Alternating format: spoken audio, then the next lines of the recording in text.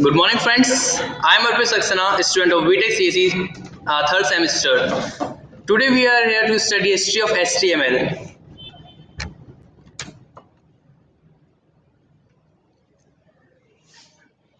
History of HTML. So, what is HTML?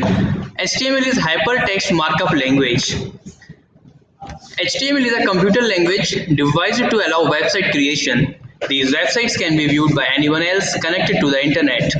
It is relatively easy to learn with the basics being accessible to most people in one sitting and quite powerful in what it allows you to create.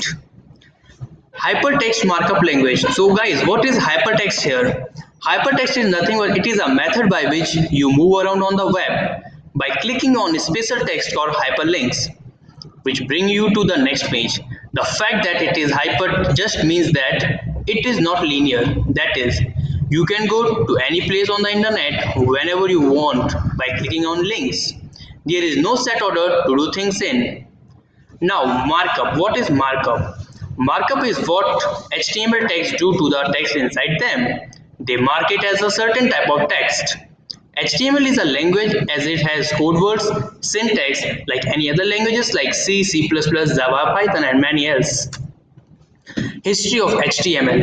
In 1980, physicist Sir Tim Berners-Lee, a contractor at CERN, proposed and prototyped Enquire, a system for concerned researchers to use and share documents. In 1989, Berners-Lee wrote a memo proposing an internet-based hypertext system. Berners-Lee specified HTML and wrote the browser and server software in late 1980. That year, Berners-Lee and CERN data systems engineer Robert collaborated on a joint request for funding, but the project was not formally adopted by CERN. The first publicly available description of HTML was a document called HTML Text, first mentioned on the internet by Tim Berners in 1991. So guys, there are various versions of HTML. HTML is a language which has evolved a lot. In 1991, the first version of HTML has came. Then in 1993, HTML plus. In 1995, HTML2. In 1997, HTML 3.2. And now, in October 2014, HTML5 has been developed. Let us discuss of these versions briefly. HTML1. HTML1 was the first release of HTML to the world. Not many people were involved in website creation at that time, and the language was very limiting.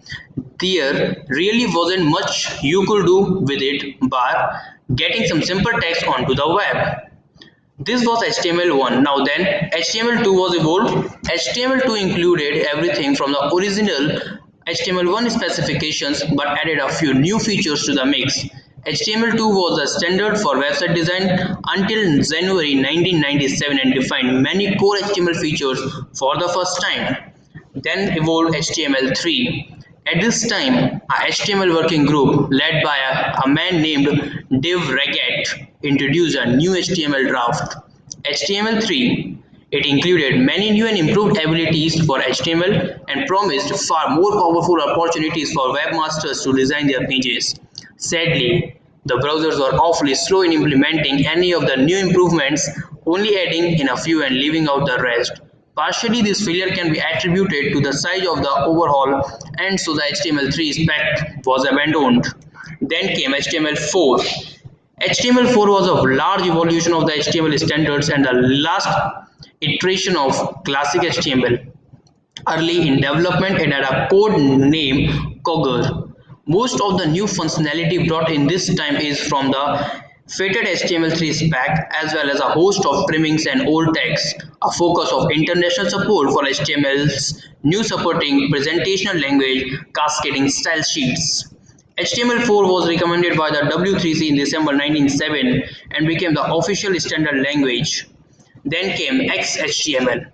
Close to the beginning of the 21st century, the W3C issued their specifications of XHTML1 as a recommendation. Since January 26, 2000, it stands as a joint standard with HTML 4.01.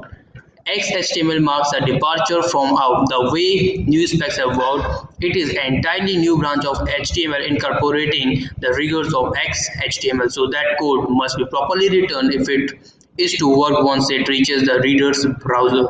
There wasn't many new or deprecated tags and attributes in XHTML, but some things changed with a view of increased accessibility and functionality. It's mainly just a new set of coding rules. Then finally came HTML5 in October 2014. So what is HTML5? HTML5 is designed for the web, both now and in the future. This is the specification that we will be working with for the next decade at least. So the process of its development is relatively slow and many parts will be familiar. But there's also plenty of new elements, attributes and abilities which we are excited about to work on HTML5. Thank you guys. For any more detail about HTML, you can comment, ask in a comment section. Thank you.